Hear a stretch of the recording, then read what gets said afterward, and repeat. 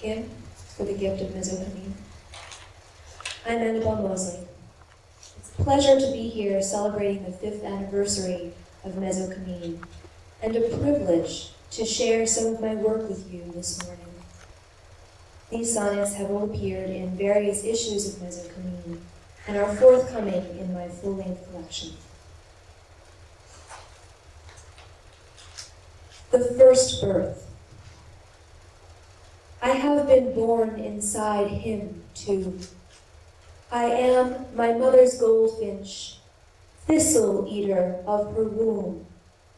I sing her blood's music, enjam the sounds her heart and breathing made above my new ears, between words and warbles. And her orchard is behind my eyelids. But I am also my father's fish, each hand a fin, to thrust my way through every rut of water, land, or air. Wide-eyed, the one swallowed up whole, caught by the line, I've felt the hook in my mouth, scales flashing in sun. I've bitten myself free.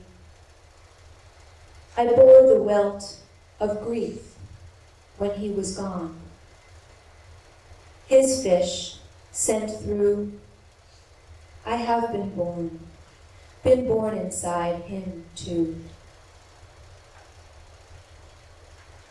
When the light went out, your ghost would be there, folded like a fleece across my bed at night, delaying rest.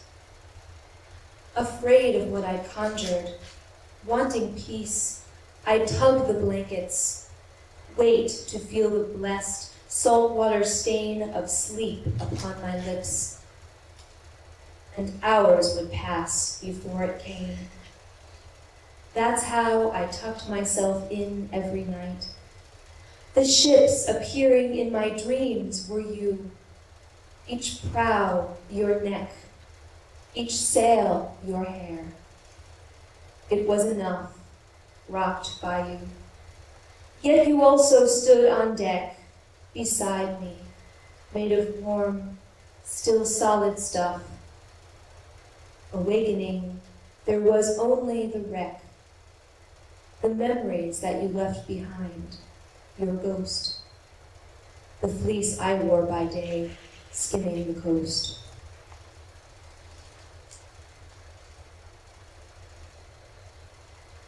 A time to die, addressing death directly. The last of times is peace, not you. It's clear that you are just a cycle, round and cold, enfolding spring in caves of winter. Fear of you is prevalent, but marble bold with color, clear and circular, you hold a fleck of life inside your frozen glass. Whether it's a romance or a life, gold with ripeness, now mute, stilled. A season, mass of lilies in a vase, a bird, a song. No matter what you take, you are an arc and not an end. Your pain, your hate, your wrong, but you're a doorway, nourishment, a spark. To go gently is to rage, then pass through, and know the last of times is peace. Not you.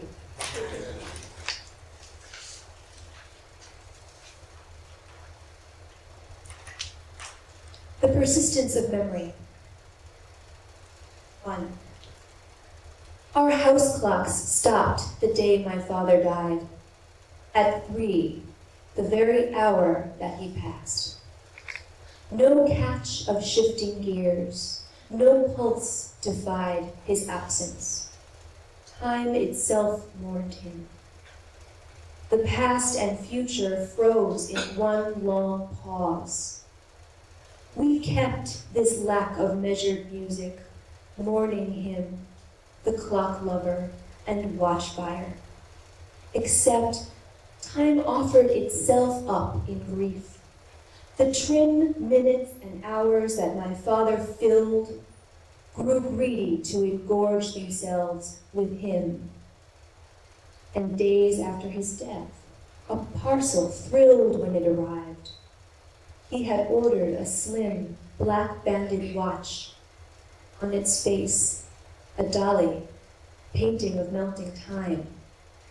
His memory.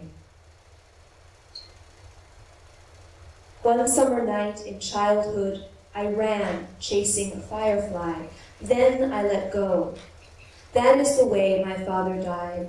The man felt time dripping off his fingers, slow, honey-paste drizzle.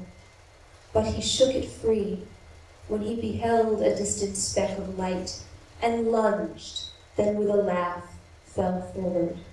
He rejected past and future for the bright and promised steadfastness of the long now. My father's unworn watch bore on its face, between the marks of 12 and 6, the brow of dripping, melting time. And likewise, grace had marked my father's countenance, though age had not. He had not reached the fading stage.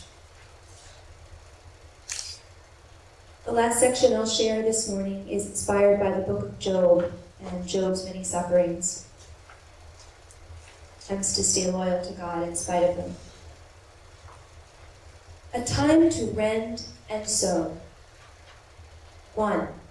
A time to rend. Job addresses God. Then Job began to tear his cloak and cut off his hair. Job 1:20. The silence is all.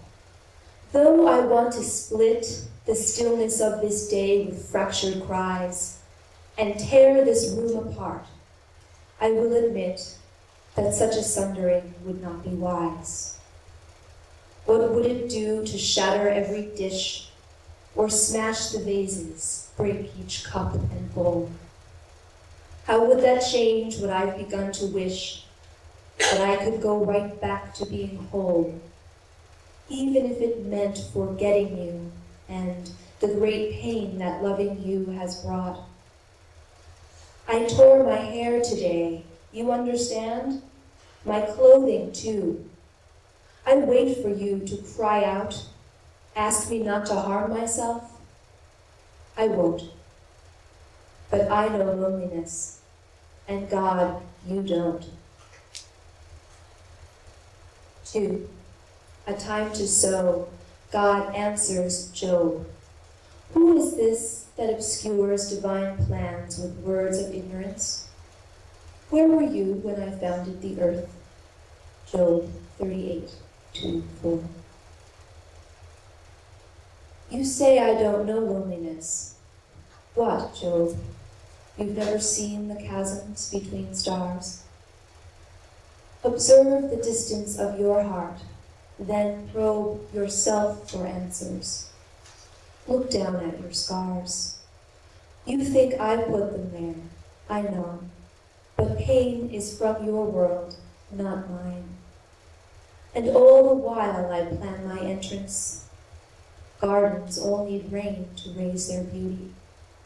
My plot grows a trial of such deep suffering, the torn curtain of a great temple will be how I rend the earth of sleep.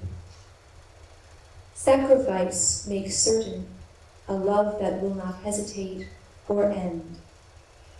Mend yourself now. Follow my command. I'm pierced in ways you'll never understand.